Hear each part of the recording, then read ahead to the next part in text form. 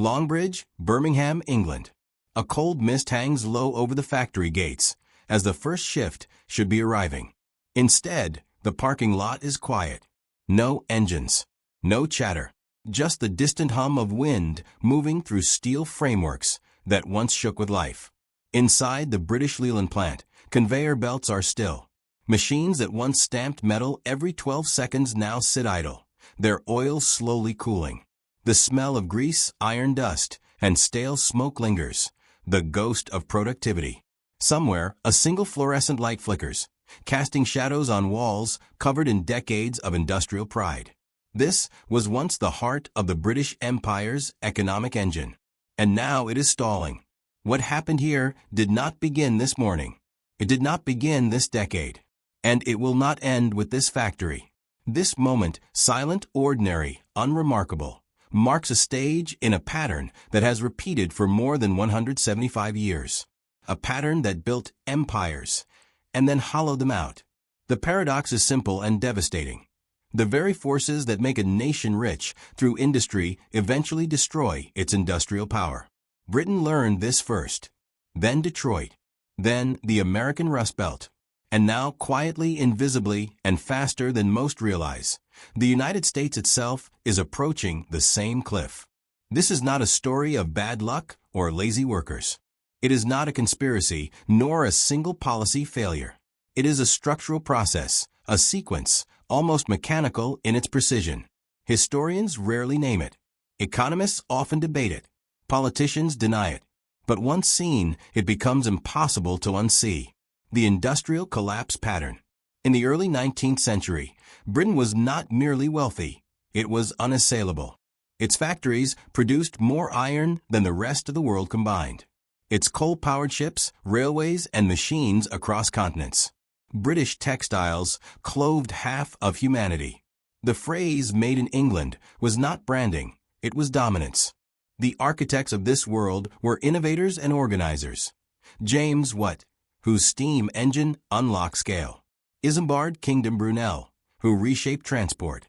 Industrialists, who mastered mass production before anyone else even understood its implications. But dominance carried a hidden cost. As Britain grew richer, labor grew expensive. Profits shifted from making goods to managing money.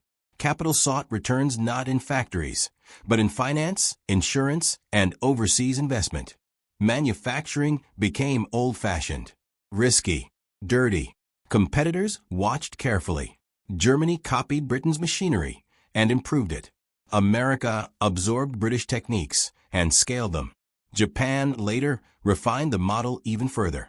Britain did not fall suddenly. It drifted. By the time policymakers noticed the decay, the system had already moved on. Fast forward. Detroit, Michigan, July 17, 1954.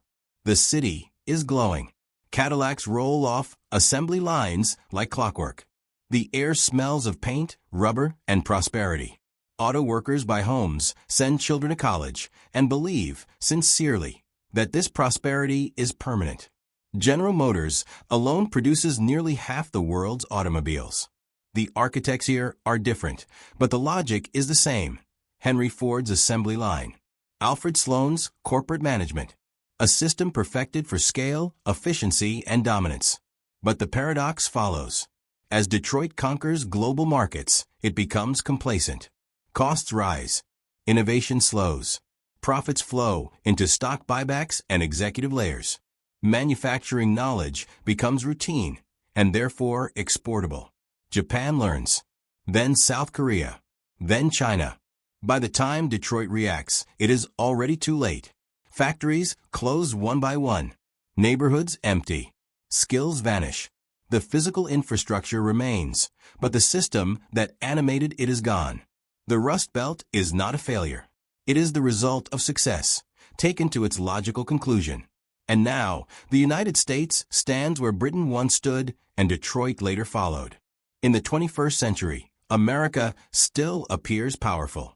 Its GDP is massive. Its corporations dominate global markets. Its currency anchors the world system. But beneath the surface, familiar signals are flashing. Manufacturing as a share of employment collapses. Supply chains stretch across oceans. Financial returns outpace productive investment. Industrial skills disappear quietly, irreversibly. The same mechanisms are activating.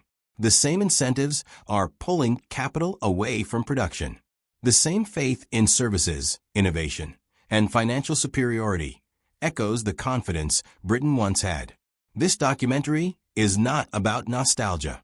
It is about recognizing a repeating structure, a pattern that has already reshaped history multiple times. In the chapters ahead, we will trace this collapse step by step. How industrial dominance creates its own competitors, why offshoring begins as a rational decision and ends as a fatal one, how finance replaces factories, and why it cannot replace their function, why nations rarely recover once the pattern completes, and why America's current trajectory mirrors the early stages of every industrial decline before it. This is not prophecy. It is precedent. And history, when ignored, does not warn again. The birth of industrial supremacy. Every industrial superpower begins the same way, not with wealth, but with constraint. Britain did not industrialize because it was rich. It industrialized because it had to. Limited farmland, a growing population, and geopolitical competition forced efficiency. Coal seams near the surface provided cheap energy. Rivers enabled transport. Political stability allowed capital to accumulate rather than flee. By the late 18th century, Britain had achieved something unprecedented: mechanized production at scale. Textile mills multiplied across Lancashire. Iron foundries expanded in the Midlands. Steam engines replaced muscle and wind. For the first time in history, productivity broke free from human limitation. This was not just economic power. It was systemic dominance. Factories created skilled labor. Skilled labor drove innovation. Innovation reinforced production. Production generated exports. Exports accumulated capital. Capital reinvested into more factories. A closed loop of industrial acceleration. By 1850, Britain produced over half the world's coal, iron, and cotton textiles.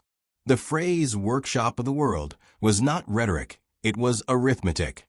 The architects of this system were not politicians, but engineers and organizers. James Watt, Richard Arkwright, Matthew Boulton. They did not seek empire. They built systems that made empire inevitable. The United States followed the same blueprint a century later. After the Civil War, America combined British industrial knowledge with unmatched scale. Railroads unified markets. Immigration supplied labor. Natural resources fed factories. By World War II, American manufacturing output exceeded that of every other nation combined. Again, the loop closed. Industrial supremacy creates national confidence. Confidence encourages expansion. Expansion attracts imitation. And imitation is where the pattern turns. The copycat phase. How competitors learn. No industrial system remains exclusive for long. Machinery can be shipped. Blueprints stolen. Engineers hired away. Processes observed and refined. What begins as imitation quickly becomes improvement. Germany was the first major challenger to Britain's dominance. Lacking empire, it focused on efficiency. German firms emphasized chemical engineering, precision tooling, and technical education. By the early 20th century, German steel and chemicals rivaled Britain's in quality and surpassed them in innovation. The United States then absorbed both British and German techniques, combining them with mass production. Henry Ford's assembly line reduced complexity into repeatable motion. Alfred Sloan introduced managerial coordination at scale. American firms turned production into science. Later, Japan studied American factories with ruthless discipline.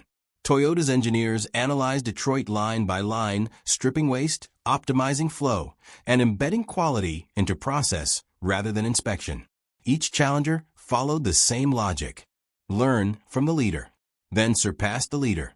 Crucially, they did so with lower costs and fewer legacy constraints. The original industrial power, burdened by aging infrastructure and higher wages, begins to lose margin. But loss is not immediate, and that delay is fatal. Because decline begins while prosperity still appears intact. The profit squeeze and the great offshoring. As competition intensifies, profit margins tighten. The response seems obvious: reduce costs. For firms, labor is the largest expense. For shareholders, production is slow. For executives, long-term reinvestment is risky. Financial markets reward speed, not durability. This is where the critical decision is made. Instead of modernizing domestic production, companies move it abroad. Britain invested heavily in overseas assets rather than domestic factories. American corporations shifted manufacturing to Mexico, East Asia, and eventually China. Supply chains globalized not for resilience, but for efficiency. Initially, this appears brilliant. Costs fall. Profits surge. Stock prices rise. Consumers enjoy cheaper goods. Politicians celebrate globalization as progress. But something invisible happens. Manufacturing is not just output. It is knowledge. When factories move, skills move. When skills move, innovation follows. When innovation follows, leadership dissolves. Once production leaves, the feedback loop between engineering, labor, and improvement breaks. And once broken, it is extraordinarily difficult to restore. Financialization, when money replaces making. As manufacturing's share of the economy shrinks, finance expands. This transition feels natural. Profits shift from producing goods to managing capital. Banks grow. Stock markets swell. Real estate booms. The economy appears sophisticated, advanced, post-industrial. Britain embraced this first.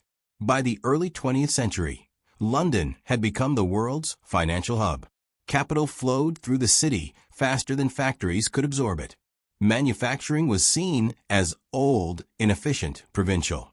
The United States followed the same path after the 1970s. Deregulation expanded financial leverage. Corporate profits increasingly came from financial operations rather than production. Share buybacks replaced reinvestment. Engineering talent flowed into finance, not factories. The economy did not collapse. It decoupled. GDP continued rising. Consumption increased. Asset prices soared. But the productive base thinned. Finance can amplify growth, but it cannot substitute for production. It redistributes value. It does not create the physical capacity needed in crisis. This distinction only becomes obvious when systems are stressed. Deindustrialization and social fracture. The closure of factories does not just eliminate jobs. It dismantles ecosystems. Suppliers vanish. Apprenticeships end. Local knowledge disperses. Entire regions lose purpose. What remains is infrastructure without function. Roads leading nowhere, power grids feeding empty plants. Detroit is the clearest example. At its peak, the city employed hundreds of thousands in manufacturing. Auto plants anchored communities. When production left, nothing replaced it at scale. Service jobs could not absorb displaced workers. Finance did not rebuild neighborhoods. Consumption without production hollowed the city from within. The Rust Belt followed. Ohio, Pennsylvania, Michigan, Indiana. Regions built around steel, autos, machinery declined in parallel. Population fell. Wages stagnated. Political anger rose. This was not a cultural failure. It was a structural one. Why reindustrialization fails. Governments eventually respond. Subsidies are announced. Industrial strategies unveiled. Factories are promised. But rebuilding industry is not like restarting a machine. It requires skilled labor trained over decades, supplier networks grown organically, managerial competence rooted in production, cultural respect for manufacturing. These cannot be legislated quickly. Britain attempted revival repeatedly: nationalization, privatization, modernization. All failed to restore dominance. Detroit attempted restructuring, mergers, bailouts, innovation drives. None restored leadership. Once the pattern passes a threshold, recovery becomes marginal at best. America's current position in the pattern. The United States today occupies a dangerous middle stage. It still produces advanced goods. It still leads in aerospace, defense, technology. But large swaths of basic and intermediate manufacturing are gone. Supply chains are fragile. Dependencies are external. Skills are unevenly distributed. America has not collapsed, but it has begun to resemble every industrial power that eventually did. The warning signs are not dramatic. They are statistical. And history shows that when numbers speak softly, they speak truthfully. The lock-in effect. The final stage is not collapse, it is lock-in. Capital flows where returns are highest. Skills flow where opportunity exists. Political systems adapt to consumption-based economies. Reversal becomes politically painful and economically disruptive. At this point, decline no longer requires bad decisions. It proceeds automatically. The industrial collapse pattern completes itself. There is a moment in every industrial civilization when decline is no longer debated, only remembered. It does not arrive with explosions or headlines. There are no sirens, no declarations, no single law passed on a dramatic afternoon. Instead, it arrives quietly, disguised as normality, as quarterly earnings calls, as imported goods stacked neatly on store shelves, as charts that still point upward, even as the foundations rot beneath them. By the time history agrees that the fall has begun, the fall is already complete. Britain never believed it was collapsing. Detroit never believed it was dying. The Rust Belt never imagined itself becoming a metaphor. Each thought the same thing: this is temporary. Each trusted the same illusion: we are different. And each was wrong. What this documentary has revealed is not merely a sequence of economic events, but a structural law, a pattern as unforgiving as gravity, a process that converts industrial supremacy into financial dominance, and financial dominance into dependency, and dependency into irreversible fragility. The industrial collapse pattern does not announce itself. It seduces. At first, it feels like progress. Factories close, but stock prices rise. Manufacturing jobs disappear, but services expand. Imports surge, but consumers feel richer. Politicians celebrate efficiency. Economists praise comparative advantage. Corporations report record margins. And for a time, everyone is right. But beneath this prosperity lies a quiet substitution. Production replaced by intermediation. Creation replaced by transaction. Capability replaced by confidence. This substitution works until it doesn't. Because a nation can live for decades consuming what it no longer knows how to make. But it cannot survive indefinitely without the ability to produce the essentials of its own existence. Britain learned this lesson slowly, painfully, and too late. After World War II, the empire was gone, but the illusion of superiority remained. London became a global financial hub. The pound retained prestige. British elites assured themselves that industry was old-fashioned, dirty, inefficient. The future belonged to finance, services, and global influence. But when crisis came, in the 1970s, in the oil shocks, in currency devaluations, Britain discovered that finance without industry is leverage without strength. It could borrow. It could trade paper. But it could not rebuild what it had allowed to decay. Detroit learned the same lesson in miniature. The city did not collapse because Americans stopped buying cars. They collapsed because Americans stopped knowing how to make the best cars at the best price with the best systems. When Japanese automakers demonstrated superior quality, efficiency, and reliability, Detroit responded not with reinvention, but with financial engineering. Costs were cut. Plants were closed. Short-term returns were protected. The knowledge left. The workers dispersed. The ecosystem died. When the final reckoning arrived in 2008, there was no industrial core left to absorb the shock. Bailouts replaced rebuilding. Survival replaced leadership. The Rust Belt was not abandoned overnight. It was slowly unlearned. Now, the United States stands at a similar inflection point, but on a far larger scale. Its factories still exist. Its engineers are still skilled. Its technology still leads. But the direction of capital tells a different story. Investment flows toward assets, not capacity. Toward speculation, not production. Toward financial velocity, not industrial depth. Supply chains stretch thousands of miles, optimized for cost, not resilience. Entire categories of production no longer exist domestically. Critical materials, components, and skills are sourced abroad, often from geopolitical rivals. This is not incompetence. It is logic.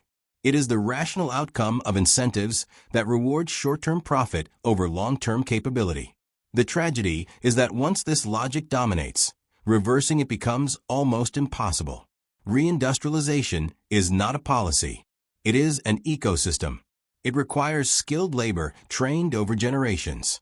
It requires supplier networks that cannot be summoned by decree. It requires cultural respect for production, not just innovation, but execution. It requires patience in a system addicted to quarterly results.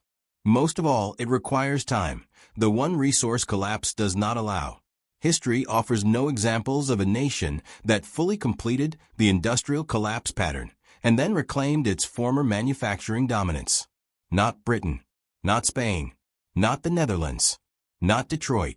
Those that avoided collapse did so by intervening before the pattern locked in Germany after World War II, Japan through disciplined industrial policy, South Korea through state-guided manufacturing expansion. The difference was timing. They acted while production still existed. America still has that chance. But the window is narrowing. Because collapse does not happen when factories close. It happens when societies forget why factories mattered in the first place. When production becomes invisible. When consumption feels disconnected from creation. When prosperity appears abstract, floating, untethered from physical output. At that point, decline is no longer a choice. It is a condition. The most dangerous myth is not that decline is inevitable. It is that decline will be obvious. It will not arrive as catastrophe. It will arrive as comfort. Comfort built on debt. Comfort built on imports. Comfort built on confidence inherited from a past no longer replicated. By the time shortages appear, by the time crises expose dependency, by the time geopolitical pressure tests resilience, the underlying capabilities will already be gone. Factories can be rebuilt. Skills cannot be resurrected overnight. What remains, then, is memory. Empty industrial towns become historical exhibits. Museums replace machines. Documentaries replace payrolls. And future generations ask the same question they always do. How did they not see this coming? But the answer is always the same. They did see it. They simply believed they were exempt. This documentary is not an argument for nostalgia. It is not a rejection of globalization or progress. It is a warning about imbalance, about the danger of mistaking financial dominance for productive strength. Money can move faster than goods. Ideas can travel faster than skills. Capital can flee faster than communities can adapt. An industrial civilization survives not because it is rich, but because it is capable. Capable of producing. Capable of adapting. Capable of sustaining itself when systems fail. The industrial collapse pattern strips that capability away, slowly enough to ignore, quickly enough to be fatal. The United States is not yet Britain in the 1970s. It is not yet Detroit in the 1990s. It is not yet the Rust Belt in decline. But history does not wait for certainty. It only waits for momentum. And momentum, once established, is extraordinarily difficult to reverse. The lesson of this pattern is not despair, it is clarity. Empires fall not from weakness, but from misaligned success. Collapse is not caused by enemies, but by incentives. Recovery is not blocked by technology, but by time. The question now is not whether the pattern exists. The question is whether this generation recognizes itself inside it. Because history never repeats exactly, but it rhymes with terrifying precision. And once the final rhyme is spoken, no amount of wealth, confidence, or memory can bring the factories back to life. Only silence remains, and echoes.